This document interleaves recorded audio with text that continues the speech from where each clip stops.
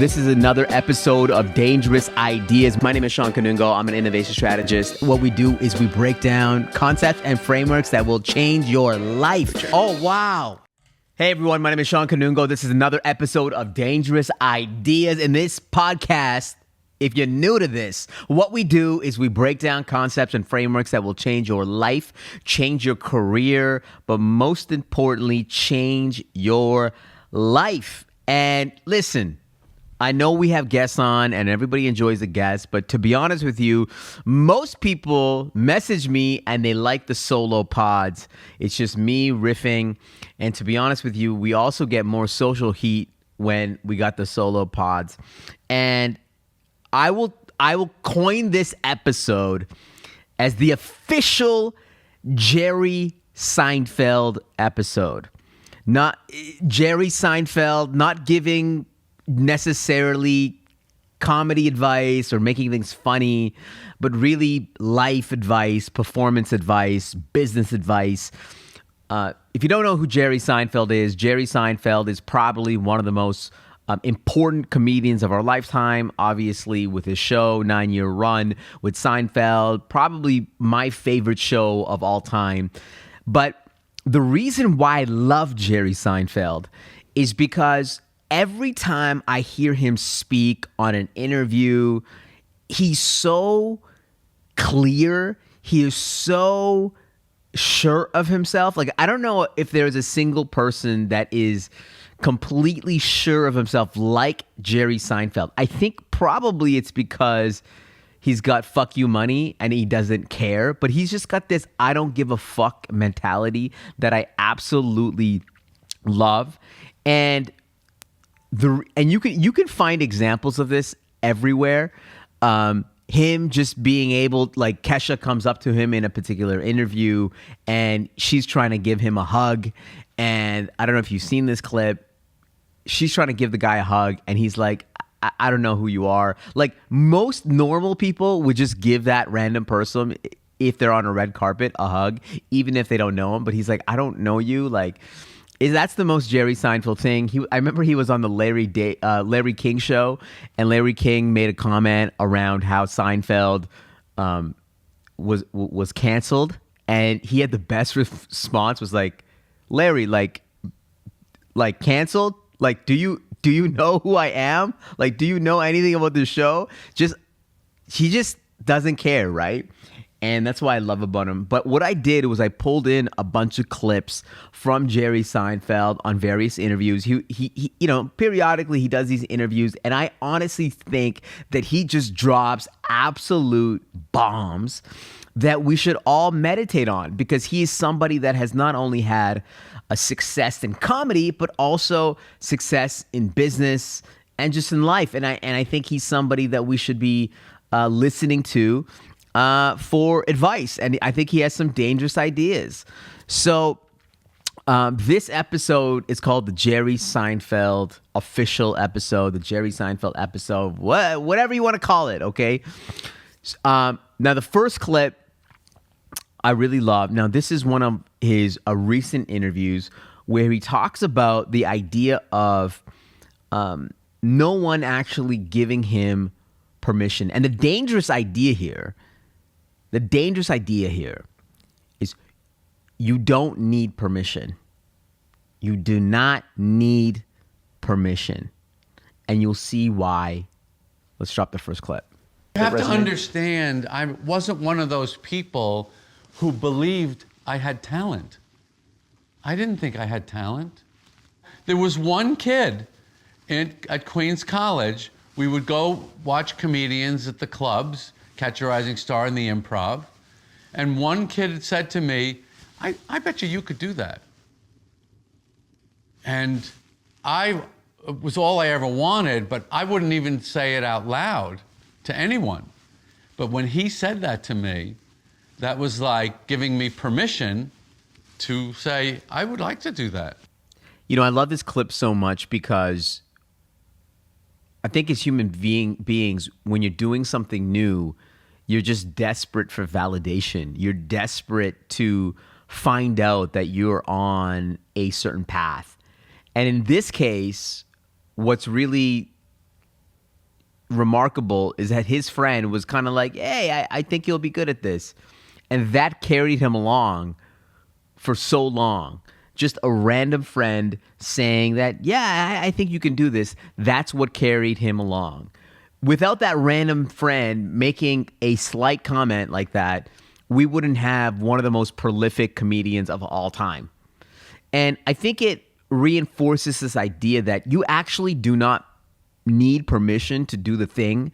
You do not need permission to try something new. You do not need permission to be bold or to take a different path. And on the flip side, if you see somebody with talent, if you see somebody that is doing something different, just give them a bit of a nudge, because you have no idea what they might do with it. I have a friend, her name is Anna Leva, and she created a company called Verb. And Verb is a design firm all about creating incredible, beautiful designs, whether it's decks or pitches or, whatever it might be. And she worked with me on a project where, and I'm just like a stickler to create like beautiful, stunning, immersive presentations, because I really do believe in the power of aesthetics. And she was so, influenced by our project that she actually created her own company that she's been running for years, a very successful company. Where she does this. She helps clients create beautiful pieces of art. And to me, that is, it is so, so touching. She had the talent, and it wasn't because of me. It's because she had the talent. And, I'm like, hey, you're really good at this. You have this taste. You have this skill. And it's really cool to see her like create a company out of it. And I get so much enjoyment from seeing that. It's like you just need one. You don't even need one. That's what I'm trying to say, is that you don't even need one person to tell you that you're good. You are good. So just go out and do the thing. And if you see someone good, and if you see someone that has talent, just give them a slight nudge. You have no idea the impact that you can make.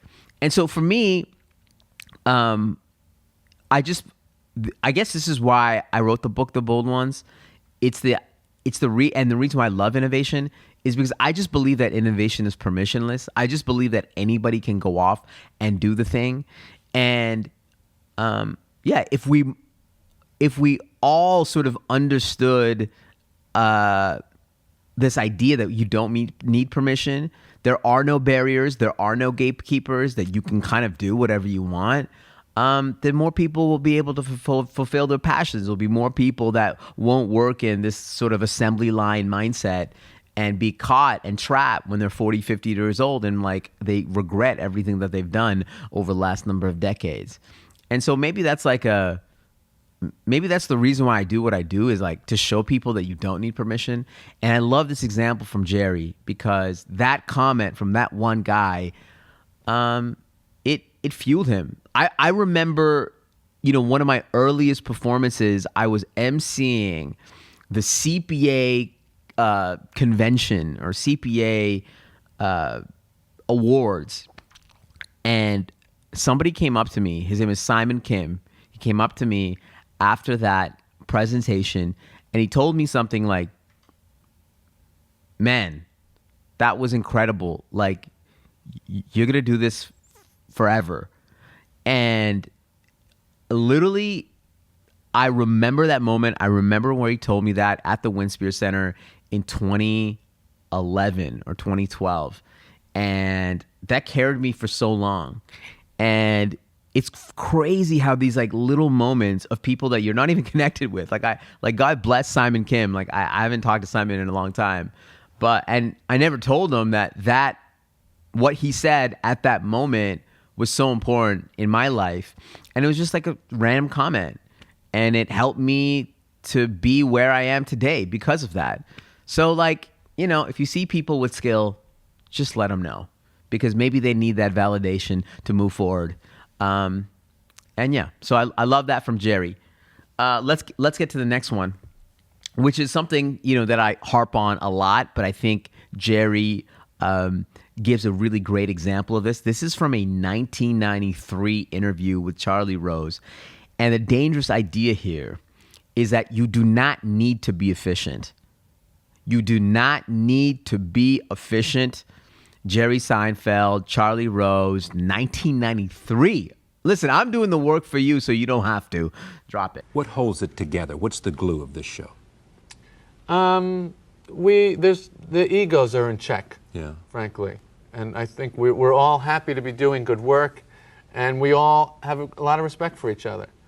But the glue is Larry David and myself working on every single line every week of every show, and it's not delegated, and no one interferes. We work on every line of every show. It is not delegated. And he said, not only did he say this in 1993, he said this in 2024 too. So, 30 years later, he's literally saying the same thing, that they were so maniacal about making this show great that they didn't outsource it. In a really famous HBR article, he was asked about McKinsey and if he would use McKinsey on his comedy. And literally Jerry Seinfeld was like, what's McKinsey, or who's McKinsey? And then the HBR guy was like, they're like a consulting firm. And he's like, are they funny? And the reason why he's saying, number one, it's remarkable that Jerry Seinfeld has no idea about what the best management consulting firm is, which is McKinsey.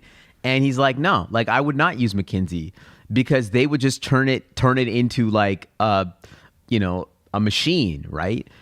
Comedy is something that cannot be efficient.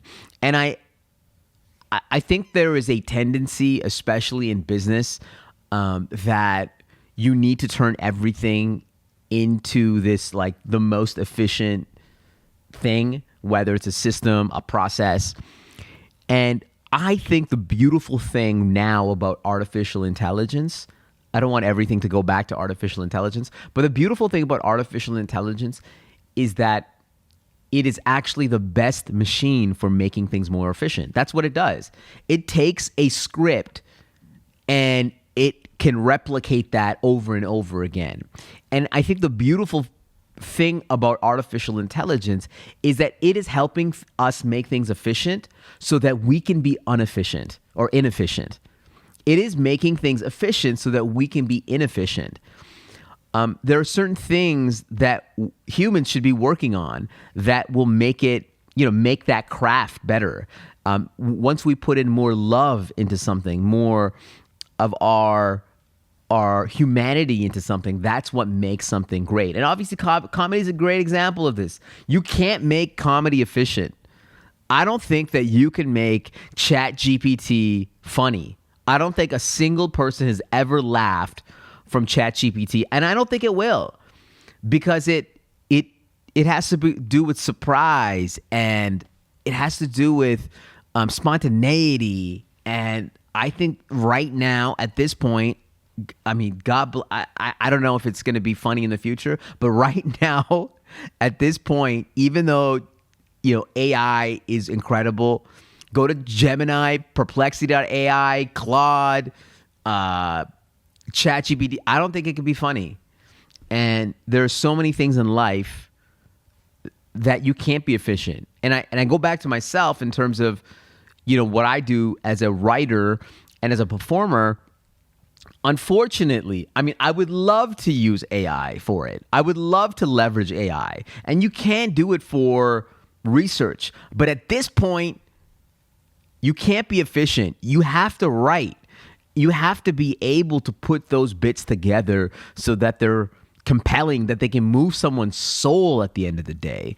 And so I love this idea that Jerry Seinfeld, his aim is to be inefficient, to do the most inefficient thing, which is to work on every single line on every show. And the other beautiful part is that he's never heard of McKinsey. So there you go. All right. Next idea, which is, I mean, this hits home a ton. And the dangerous idea is to always try to be relaxed. Always try to be relaxed. In this clip, what Jerry Seinfeld talks about, this was on a Sirius XM interview. Actually, the whole podcast was him talking about TM and his meditation practice. But in this clip, he talks about why being relaxed in front of an audience is almost everything. So drop the clip. In all things, you want to be relaxed. You want to have energy. In all things, especially sports, but especially performing, because that's a great performance from anybody, whether it's a singer, an actor, a comedian, anything. It's got energy and it's relaxed and easy. We don't want to see somebody, stressed. We want to see somebody confident and smooth. And most importantly, they seem to know what they're doing. That's the first thing an audience wants to feel when someone gets up on a stage. Does this person know what they're doing? Yeah. Because if they do, then I can relax. And when you're trying to elicit laughter, they have to be relaxed. If they're worried about you, the laughs are harder to get. If they feel like, okay, he seems like he's okay, So stand up before TM before stand up is gold. It's a golden thing to have. You know why I do this podcast? I do this podcast, and I'm going to be honest with you. I do this podcast not just in service of you, but really I'm doing it is in service of me. And I'm probably going to replay this clip about 5 times. And actually, he goes on later in this Sirius XM interview talking about the idea of, the point is to be relaxed. It's to be at a point where the audience feels like they know what you are doing. And the reason why this podcast is for me and I'm trying to get better is because he is so right. And one of the things that I actually have nightmares about, I'm actually a really relaxed guy, but not often, but periodically I will have nightmares. I had a nightmare last night, and it's the same recurring nightmare. The nightmare that I have is that I go to a keynote and I am unprepared. The deck is not there. Literally last night, the nightmare that I had is that the deck was not ready. In other situations, the nightmare that I have is that I am not prepared for the session. I'm not prepared. I didn't practice. I didn't rehearse. That is the biggest nightmare that I have. It is a recurring nightmare. I will wake up in the middle of the night. That is why I'm so maniacal about rehearsing and prepping and understanding my slides. And what I guess the reason why this clip is so powerful for me is that it's actually describing something that I inherently knew, but now I see it. It's the idea that the audience actually is stressed when you come up. They're stressed because they're wanting to know if this person knows what they're doing. And as soon as they see that this person knows what they're doing, then they can relax and they can have a good time. I never thought that until I heard this clip. And it totally makes sense. When you're in front of an audience, it could be a business audience, it could be a group of people, it could be a presentation that you're doing. When you are in complete flow, I realize this. I now realize this. When I'm in complete flow, the audience feels like this presentation is like, I can see it after in the comments. They're like, oh, this is the best presentation I've ever seen or whatever. And in the first like 5 minutes or even in the first minute, if you can show them that you are in control, then you will have them throughout the entire presentation. And the reason why this is like inside baseball, the reason why and I should do this more because this clip is a reminder, is that in the first minute, what I usually try to do is I try to improv, or I try to play off something that just happened, or I try to play off something in the room, because what I'm trying to establish to the audience is that I'm here, that I'm present, that I've been paying attention. Somebody that is scripted, somebody that is stressed, somebody that is, worried about the moment, what they would immediately do, they would just stick to the script. And I think at the beginning of anything, if you can showcase that you are not sticking to the script and then you're playing, that you're in flow, it immediately showcases to the audience that you know exactly what you are doing, because no amateur would come in to an arena and just riff at the beginning. No amateur would do that. I don't care if you're a doctor, if you are an engineer, if you're an accountant, if you're a stand-up comedian, if you're a speaker, whatever. You're not gonna. If you're an amateur, you wouldn't riff at the beginning, because you would be so focused on getting it right that in the first like 5-10 seconds you would just go to the playbook, right? And I think part of making sure that the audience is in control after watching this clip, this is not me speaking, is reminding the audience that actually I am in control. I am so overly prepared for this that I can just be in flow. I am so prepared. I know every single move on this so that I can do whatever I want at the beginning. Like, that is when you see Steph Curry just like, shooting from the logo, it's a reminder that he is so good at this that he can just do that, right? He is so much in flow that he's not stressed. He's completely relaxed. And going back to the dangerous idea is that you're only relaxed when you are over-prepared. You are only relaxed when you are confident in what you are doing. And the only way of being relaxed is being maniacal around the preparation. Like, you know exactly what you're going to do so that you can have those improv moments. So yeah, listen, hey, this podcast is for myself, okay? Hopefully it helps you, but hey, it's helping me. So this next clip, actually, I know I call this the Jerry Seinfeld episode, and he's actually in this clip, but really the insight is from Louis C.K. and Chris Rock, two of the other greatest comedians of all time. And if you listen to this podcast, you know, to me, Chris Rock is my GOAT. He's the greatest of all time. And the dangerous idea here, this is for me. The dangerous idea is like clarity. It's clarity in your idea. So the dangerous idea is making sure that whatever you're about to say is clear as possible. So in this clip, this is a famous clip. It's an interview on HBO between four incredible comedians: Ricky Gervais, Louis C.K., Chris Rock, and Jerry Seinfeld. I've probably watched this interview 4 or 5 times in my life. And I wish they did more of this. This is like LeBron's The Shop with 4 of the greatest comedians of all time, talking about the art of comedy. And in this clip, Seinfeld's in this clip, but really it's Louis C.K. breaking down what Chris Rock does in his stand-up, and actually Chris Rock talking about why he does what he does.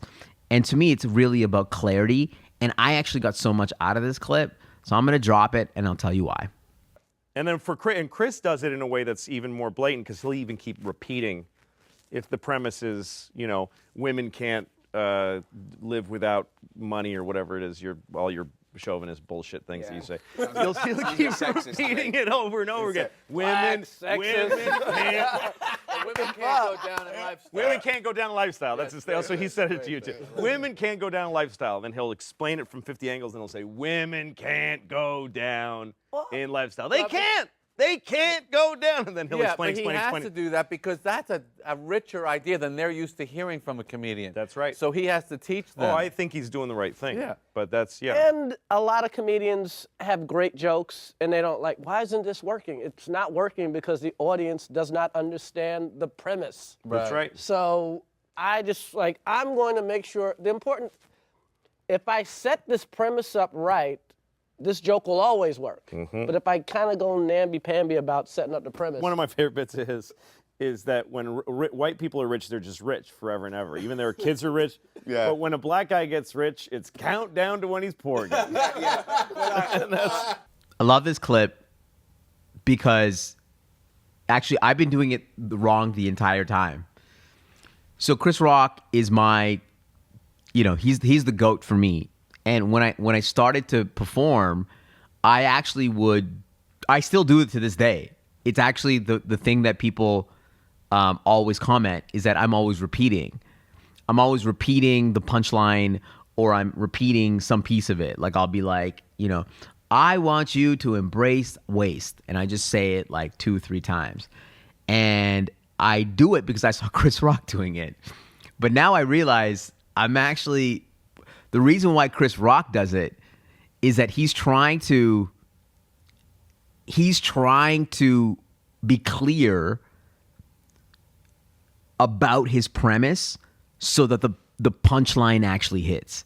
He's trying to make sure that the audience understands what he's trying to say before he delivers the punchline. And I guess I've been doing it wrong the entire time.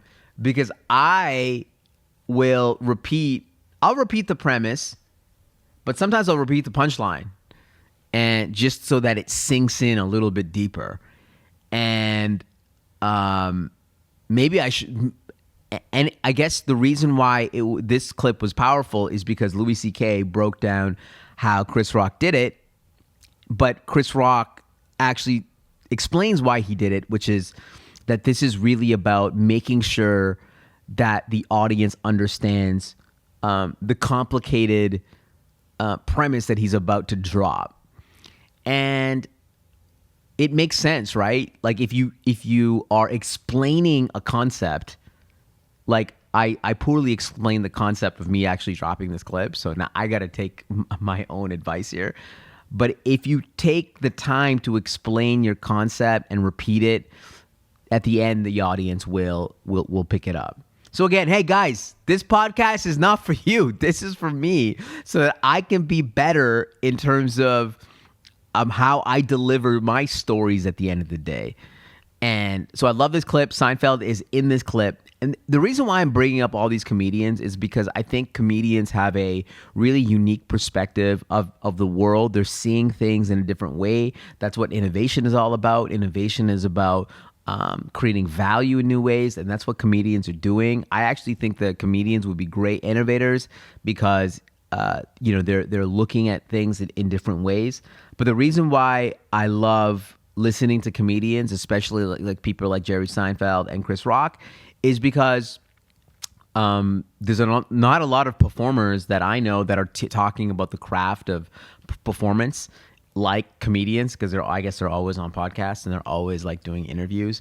And so I draw inspiration from them because a lot of what I do is a performance. And this is a performance. It's kind of a solo performance, but I'm trying to get better at this as well. Like a mono pod is a very difficult thing to do, to look in a camera, to speak for 45 minutes to an hour and just deliver this content. I mean, it's hard to do. And I'm trying to get better at it. I look at other podcasters like Bill Simmons or Sam Harris or Seth Godin, and I cannot believe that they're just able to riff off the dome for an hour or hours. It's actually really impressive.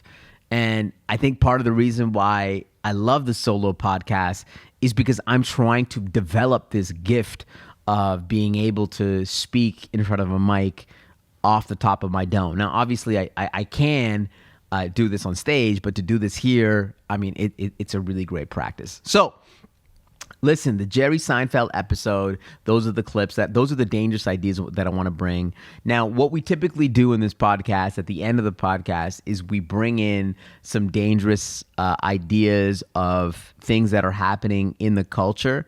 And the first dangerous idea of something that's happening in the culture is that ugly is the new cool. Ugly is the new cool. I don't know if you guys have been seeing these New Balance. Like, New Balance, by the way, is the greatest comeback story of all time. Because New Balance back in the day was the shoes that your parents, your dad, or your uncles would buy. That you go to you would go to your friend's house, and all the uncles would take off their shoes in the house, and they'd all be like these New Balances, and they were strictly for old people. And now New Balance is the new cool, and they are ugly as hell. If you actually looked at their newest drop, it's called a Snoafer. It's like a sneaker times a loafer, and it is probably the ugliest. This shit is the ugliest shoe that you will ever see in your entire life. It's gonna drop in August, and I fundamentally believe that this is going to be a moonshot. Like, people are going to be copying the Snoafer. It's already a meme because it is so ugly. Ugly is the new cool. It's like, I don't get it, to be honest with you. I don't think I'm cool enough to get a Snoafer, like a New Balance Snoafer. I don't own any New Balances because I just don't think that I got the sauce yet to rock some New Balances. But this is actually a great episode because Jerry Seinfeld only wore New Balances. And to me, it's really funny seeing New Balance collaborate with some of the hottest brands. Like, I saw them with ALD. ALD has like all their shoe drops or New Balance drops. Like, whoever is working at New Balance and their marketing team, like, God bless you. You guys are killing it. And it reminds me that maybe we should be looking at other brands that are old school that could have a comeback. Like, obviously Crocs had a comeback. I don't even know what's another brand that could have a comeback that's really ugly. Like Skechers. Those Skechers. I think does Skechers have a comeback?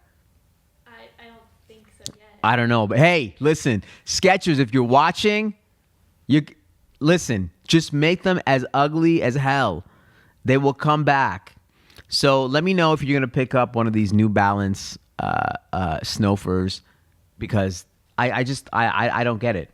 Last thing is, Bobby and I talked about on our last podcast, we talked about the TikTok ban that's going to be happening in the United States. I don't know when.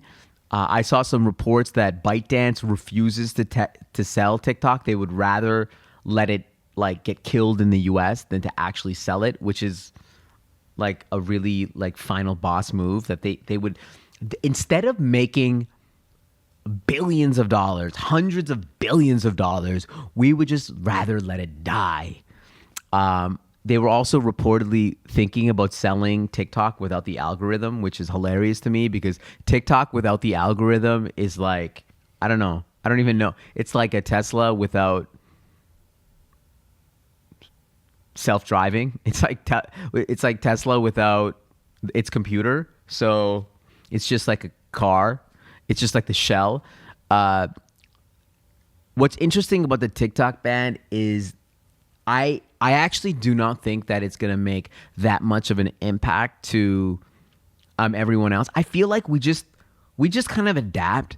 If TikTok is gone, we're just going to move to Reels. We're going to move to something. We're going to move to YouTube. We're going to move. Like, humans are incredibly resilient. And I think low key, like 99% of the people, they're actually kind of hoping that TikTok gets banned because TikTok is one of the greatest heroin addictions today. It is so addictive. It is so good that I think 99% of people are kind of like hoping that it does get removed. And have you ever seen a product like this that where most of the people are like, actually, I'm kind of hoping that it gets removed because it's so addictive? It's kind of crazy, actually, if you think about it. So I'm actually, and as a TikTok user myself, I'm actually kind of, I wouldn't mind. It's one of those things where I think when it comes to social media, and we talked about this before in terms of Jonathan Haidt's a book called The Anxious Generation. If social media didn't exist for anybody, I think we would all kind of be happy about it. But because it exists, we have to use it. Like I love being on TikTok because I think TikTok at this point still does dictate a lot of trends and culture and music. So I love being on it to understand what's popping. But low key, I wouldn't be choked if it was off. Now this clip is not going to do anything on TikTok because they're gonna suppress it. But that's how I would say to that. But listen, I hope you love this Jerry Seinfeld episode of Dangerous Ideas. If you love this episode, I'd love for you to rate, review, subscribe to the pod, and actually, in I guess reference to the idea that you don't need permission. If you love this podcast, send me a note. Because every time somebody sends me a note to this podcast, it gives me fuel to do it. As you know, like we're building the audience slowly, one by one. And I'm not doing this for the views. I'm not doing this for the admiration from followers and fans. I'm doing this because I love it. It helps me. I love talking to the guests. I love just talking to you guys about culture. And if you find value from it, just hit me a note and just tell me to keep going, I guess. Appreciate it. Thank you. We'll see you on the next one.